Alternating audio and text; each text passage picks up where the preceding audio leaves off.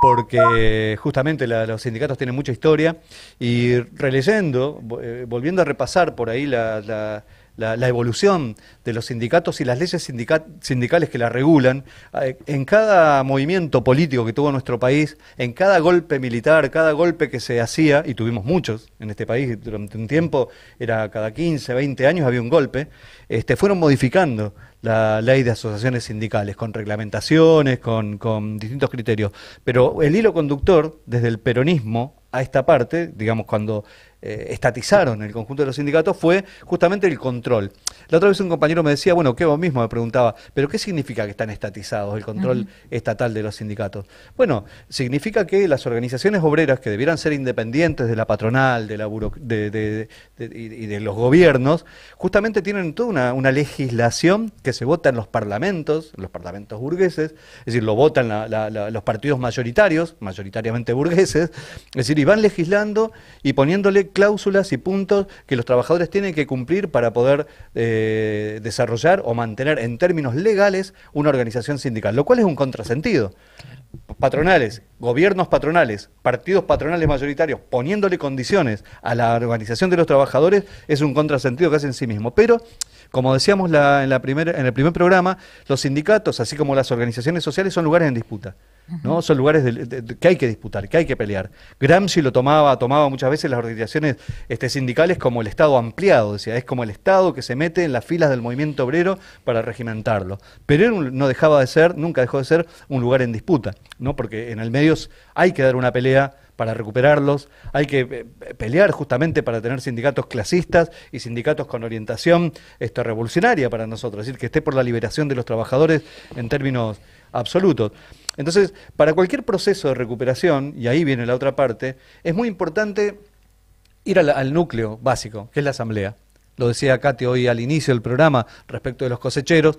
¿Y la asamblea qué es? Es la deliberación libre de los compañeros y compañeras, de los laburantes, los que están ahí, los que están en el lugar de trabajo, donde se empieza a poder discutir y decidir entre todos. Es el órgano básico para poder desarrollar la democracia sindical y la democracia obrera verdaderamente, ¿no? La democracia de los trabajadores, independiente de todos los manejos que quieran hacerse por arriba, condicionarlos, bueno.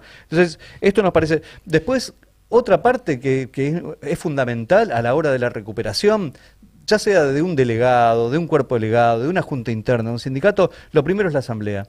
Lo segundo es la unidad de las filas obreras. ¿Esa asamblea qué rol cumple?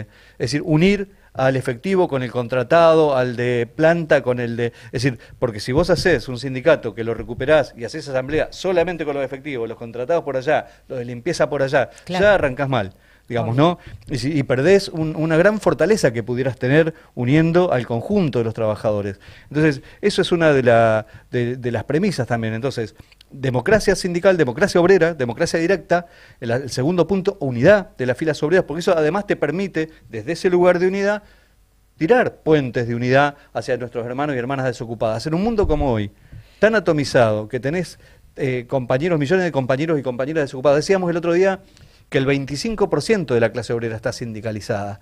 Imagínate entonces que vos tenés otro 75% de laburantes con los cuales tenés que unirte, tenés que hacer un esfuerzo, tenés que militarla, tenés que trabajar esa unidad.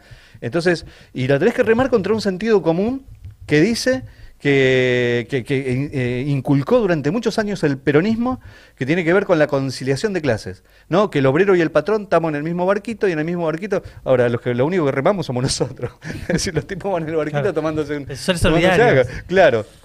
Entonces, mentira lo del barquito. Es decir, la historia del barquito, para los trabajadores, entramos en el Titanic.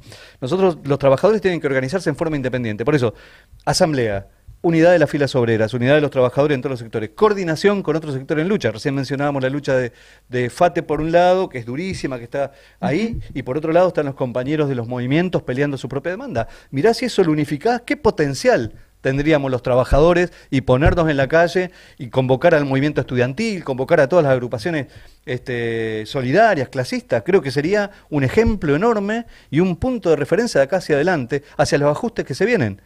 Se está discutiendo que la revisión del fondo no va a dar, que va a fracasar el plan. Claro. Ya el rumor se está instalando. Entonces, ¿qué viene después de eso? Si no estamos los trabajadores bien parados, planteos de unidad, con una coordinación efectiva, es muy difícil que podamos enfrentar semejante cosa. Hay compañeros que han planteado la necesidad de un paro general. Lo plantean los compañeros del Partido Obrero, hicieron un video. Bueno, pero eso hay que construirlo. Es decir, no alcanza con un planteo, con una declamación, hay que construirlo. Y se construye en la calle, ¿no? La unidad más firme, más férrea se construye cuando uno pelea en común y toma las demandas del otro. No es cuestión de yo te apoyo, vos mañana me apoyás, yo mando un papel, vos me mandás la solidaridad.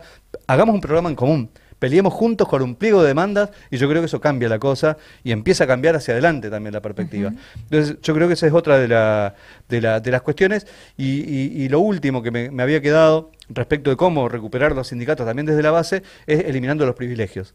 Es decir, todo dirigente tiene que ganar el mismo sueldo que ganaba en su lugar de laburo para no crear interés particular de agarrar un cargo para llenarse de guita, que es lo que pasa normalmente. Y la otra cuestión es la rotación.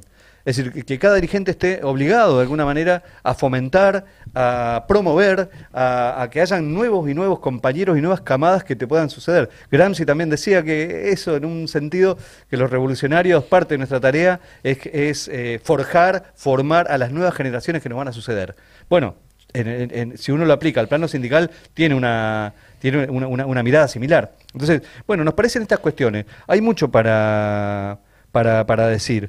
Pero lo primero para terminar acá es esto: fuera las manos de las instituciones patronales, de las organizaciones obreras, ¿no? Esta estatización que hay, este control sindical, legal, imagínate tipos de la Corte Suprema, tipos de los... ¿Qué tiene que ver la justicia patronal con la organización de los trabajadores? Sin embargo, están todos los días encima. Es decir, todo pasa por las instituciones. Entonces, por eso es importante, cuando uno recupera el sindicato, reformar los estatutos, hacer estatutos independientes y pelear por esa independencia, no solo sindical, sino ir hasta el final con la independencia política de los trabajadores, ¿no? Claro. Para que tengan la conciencia de crear su propia herramienta política y pensar en transformar esta sociedad de explotación hasta el final.